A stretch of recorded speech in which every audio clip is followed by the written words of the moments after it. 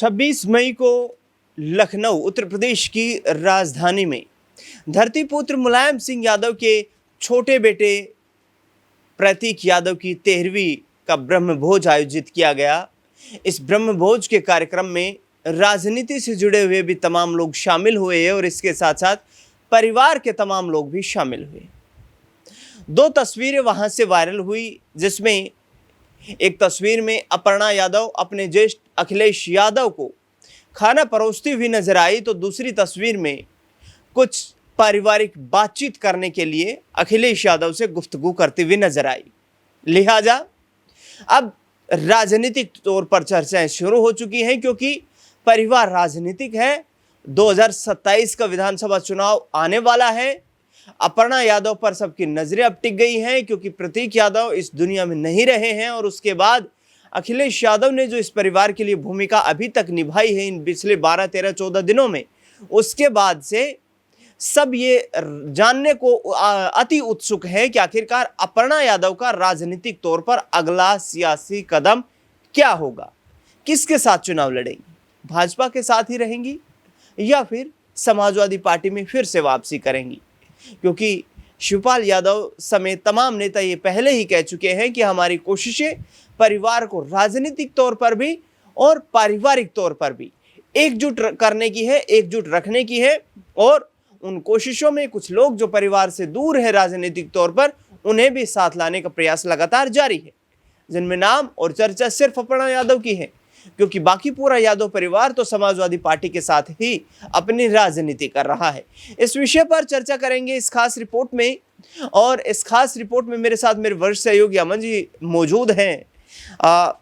विस्तार से बताएंगे आपको कि आखिरकार अपर्णा यादव का सियासी कदम क्या रहेगा, भाजपा के साथ जाने का जो उनका फैसला था, क्या वो उसी पर टिकी रहेंगी या फिर परिवार के साथ वापस आकर, क्योंकि इस वक्त उनका पारिवारिक संकट से गुजर रहा है। अब अपर्णा यादव पर अपने परिवार को चलाने की जिम्मेदारियां भी है, साथ ही अखिलेश यादव के कंधों पर अब अपर्णा यादव के परिवार के गार्जियन की तरह जिम्मेदारियां और आकर पड़ गई हैं। अमन जी, कैसे देखते हैं यहाँ पर अपर्णा यादव को लेकर? दो तस्वीरें यहाँ पर वायरल होती हुई नजर आई। अखिलेश यादव को उन्होंने खाना परोसा, काफी मधुर जो है वो लम्हे निकल करके वहां से सामने आए वो तस्वीरें, और उसके बाद वो कुछ गुफ्तगू भी करती हुई नजर आई अकेले में अखिलेश यादव से। अभी तक अक्सर ये देखा जा रहा था कि जब से अपर्णा यादव भाजपा में शामिल हुई हैं, उस दौरान से अखिलेश यादव के साथ इतने मधुर संबंधों वाली कोई तस्वीर सामने नहीं आई थी।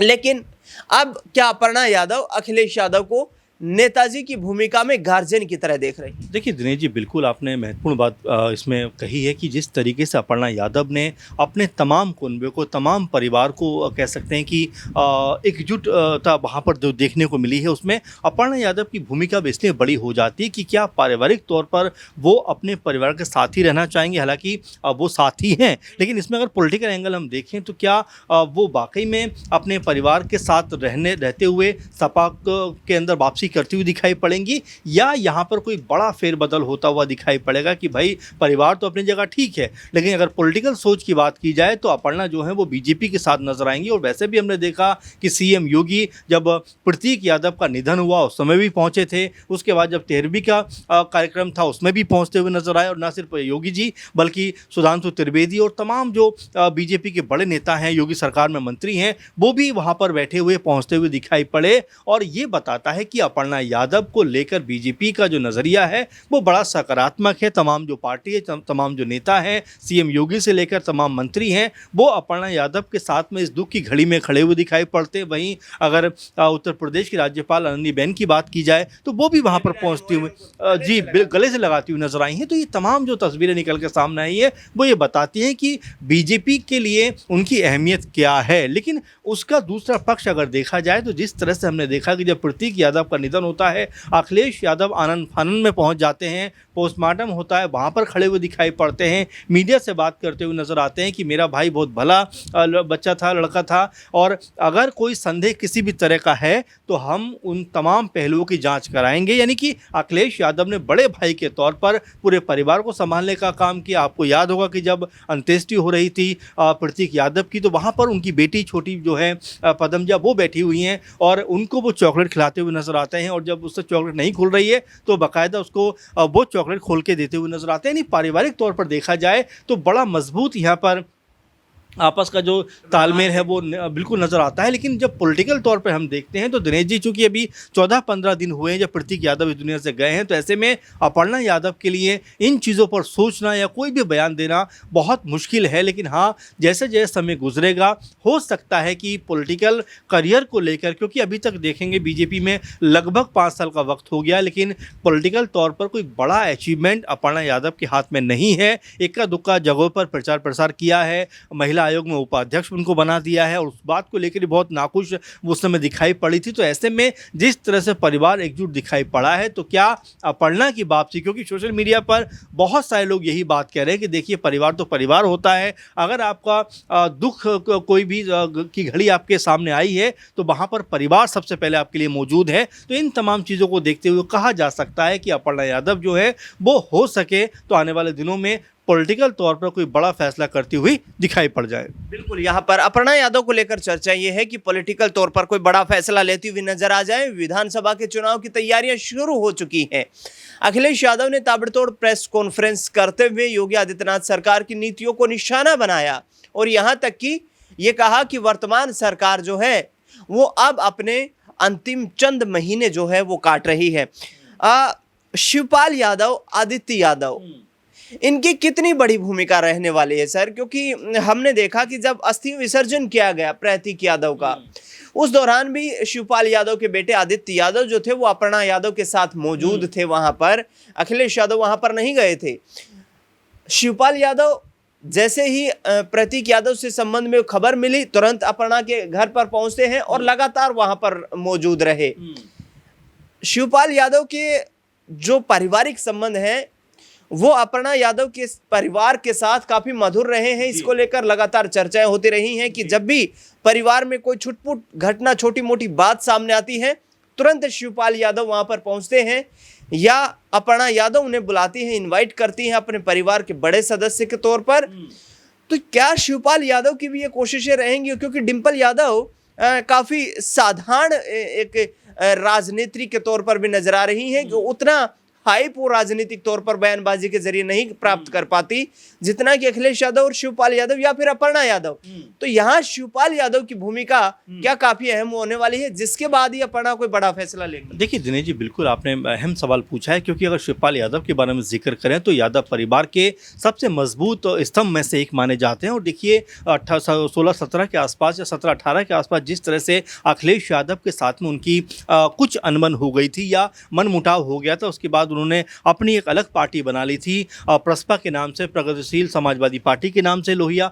अब आप देखते हैं कि जिस तरह से मुलायम सिंह यादव या नेताजी का निधन होता है, तब पूरी तरीके से अपने भतीजे यानी अखिलेश यादव के साथ में वो खड़े हुए दिखाई पड़ते हैं। और तो और कि जब जो भी कार्य होने होते हैं उसमें न सिर्फ शामिल होते हैं, बल्कि उसके बाद अपनी पार्टी का विलय वो सपा में करते हुए दिखाई पड़ते हैं। और देखिए, जब चाचा भतीजे की जोड़ी बनती है दिनेश जी, तो लोकसभा चुनाव में किस कदर सफलता हासिल करते हैं कि 37 जो लोकसभा सीटें हैं, जो काम मुलायम सिंह यादव जैसे दिग्गज नेता भी नहीं कर पाए, वो अखिलेश यादव ने मिलकर, दोनों ने चाचा भतीजे मिलकर वो काम कर दिया। अब उसी की बानगी अगर हम देखें तो हो सकता है कि, क्योंकि आपने भी जिक्र किया कि शिवपाल यादव के बेहद करीब मानी जाती हैं अपर्णा, बहुत उनको सम्मान देती हुई नजर आती हैं, और आदित्य यादव ने जिस तरह की भूमिका को कह सकते हैं अदा किया है, उसको लेकर भी चर्चा चल रही है। क्योंकि पदमजा जो छोटी बेटी है, आप देख रहे थे उनकी उनकी उंगली पकड़ते हुए चल रही थी। कई जगह पर जब वो रोती हैं तो वहाँ पर उनको संभालते हुए नजर आते हैं, समझाते हुए नजर आते हैं। तो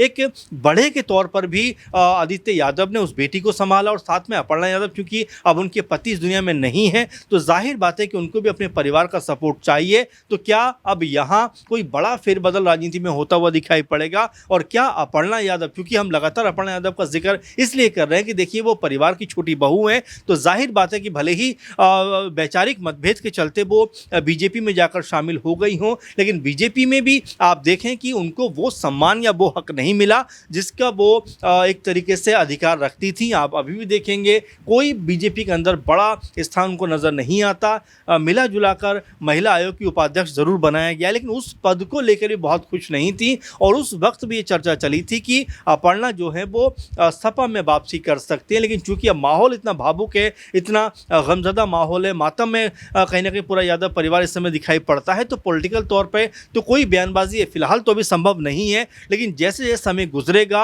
हो सकता है अपर्णा यादव कोई बड़ा फैसला करते हुए नजर आए, क्योंकि जिस तरह परिवार एकजुट हुआ है तो इन तमाम चीज़ों का एहसास करते हुए, क्योंकि सोशल मीडिया पे आप देखेंगे इस तरह के कमेंटों की बाढ़ सी आई हुई है कि अपर्णा यादव को वापस अपने परिवार के साथ ही राजनीति करनी चाहिए, उनकी पार्टी में ही आगे बढ़ना चाहिए, क्योंकि बीजेपी में सिर्फ उनके नाम का इस्तेमाल किया जा रहा है, उनको कोई भी ओहदा बीजेपी की तरफ से नहीं दिया गया। तो इन तमाम चीज़ों को देखते हुए कहा जा सकता है कि अब अपर्णा यादव कोई बड़ा फैसला करती हुई दिखाई पड़ सकती हैं। बिल्कुल, ये यूपी की राजनीति में देखना काफी दिलचस्प रहेगा। हालांकि महिला आयोग की अपर्णा यादव उपाध्यक्ष हैं, अध्यक्ष नहीं उपाध्यक्ष, और उस वक्त से उन्हें इंतजार है जब यूपी में वो नई सरकार बनने के चंद महीनों के बाद ही शामिल हो गई थी। उसके बाद राज्यसभा के चुनाव आए, एमएलसी भी बन सकती थी, लेकिन भाजपा ने उतना बड़ा रिस्क लेने की या उतना बड़ा राजनीतिक फैसला लेने की यहाँ पर कोई रणनीति नहीं बनाई, और जिसके चलते अपर्णा यादव को अभी तक इंतजार करना पड़ रहा है। इस बीच कई विधानसभा चुनाव के उपचुनाव भी देखने को मिले, लेकिन अपर्णा यादव में भारतीय जनता पार्टी ने चुनाव लड़ाने तक की दिलचस्पी नहीं दिखाई।